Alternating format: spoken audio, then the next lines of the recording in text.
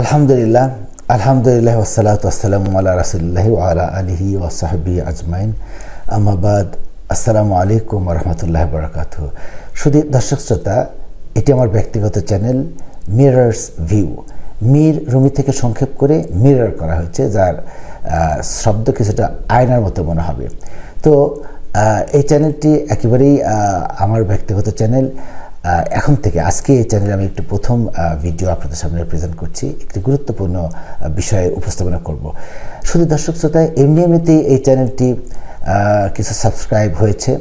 আপনারা এরপর থেকে যদি মনে করেন সাবস্ক্রাইব করবেন, লাইক কমেন্ট দেবেন, তাহলে এখান থেকে কিছু ভিডিও পাবেন। আমার এই ভিডিওতে বেশ কিছু জিনিস থাকবে, কিছু নিরপেক্ষ রাজনৈতিক আলোচনা, ধর্মীয় আলোচনা, ভ্রমণ ইত্যাদি নিয়ে কিছু রম্য রসিকতা থাকবে, সেগুলা প্রেজেন্ট করব। তারপরে যদি পছন্দ করেন তাহলে সাবস্ক্রাইব করবেন এবং কোনো দ্বিমত বা কোনো কমেন্ট থাকলে কমেন্ট করবেন ইনশাআল্লাহ। তো সাবস্ক্রাইব করতে বলবো এই জন্য, এই চ্যানেল থেকে আমার কোনো ইচ্ছা নেই, যাতে করে আপনার মাঝে মাঝে আমার কথাগুলো পান, আমার ভিউ পয়েন্টগুলো পান, সেই জন্যই সাবস্ক্রাইব করার জন্য অনুরোধ করছি। তো আজ একটি ছোট্ট ভিডিও করছে এই জন্য যে আজ আমরা রোজার শেষ দিকেই চলে এসেছি, শেষ দশক সামনে। সৌদি আরবে আজ 19 রমাদান এবং বাংলাদেশে 18। তা আমরা যে শেষ 10 দিন আমরা সবাই অপেক্ষা করি লাইলাতুল কদর পাওয়ার জন্য। তো লাইলাতুল কদর পেতে হলে আমাদের কি করতে হবে? আমরা বেশিরভাগ হাদিসে জানি যে বেজর রাত খুঁজতে হবে।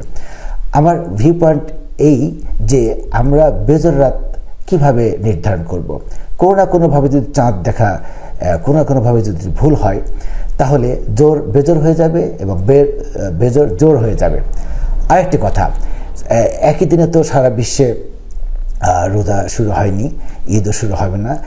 সেই জন্য যেহেতু লাইলাতুল কদর রাত একটি, যা সূরা কদরের উল্লেখ আছে যে এই মহামহিমান্বিত রাত 1000 মাসের চেয়ে শ্রেষ্ঠ।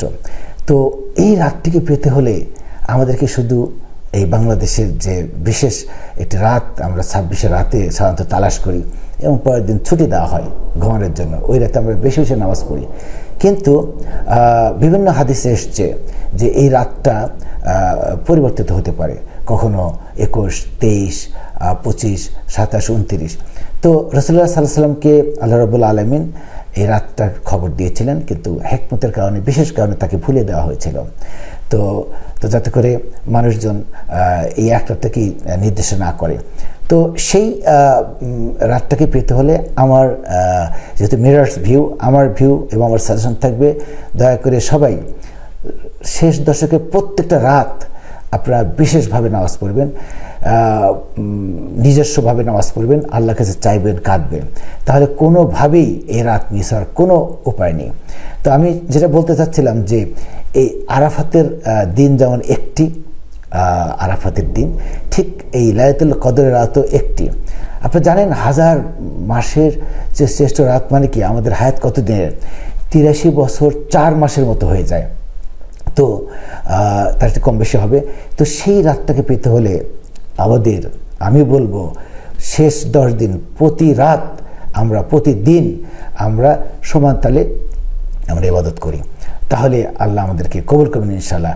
ইবাদত করার জন্য আমাদের বেশি কিছু করতে হবে না, শুধু আল্লাহর কাছে মাপ চাইবো, আল্লাহর কাছে ক্ষমা চাইবো।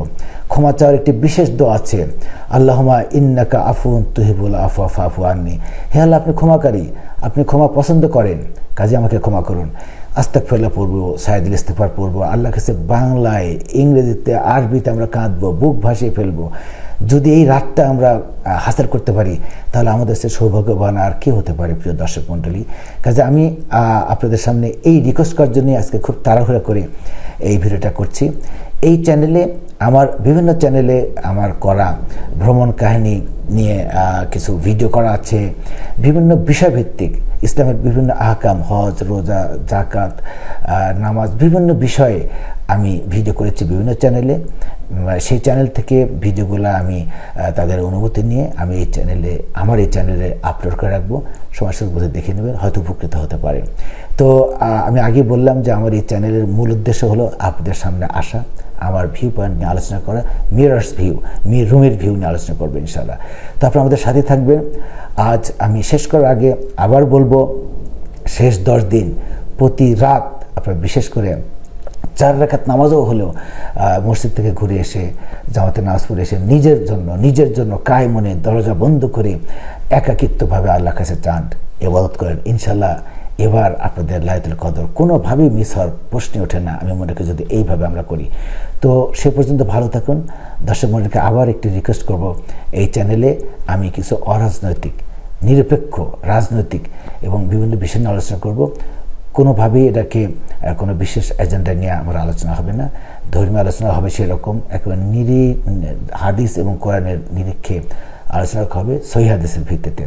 আপনারা সবাই এই 10 দিন প্রতিদিন আল্লাহর কাছে বেদাত মুক্ত জীবন, শিরক মুক্ত জীবন এবং ভবিষ্যতের জন্য কোনোভাবে আমরা যেন আর গুনাহ না করি, সেই জীবন কামনা করে আল্লাহর কাছে আমরা প্রার্থনা করব।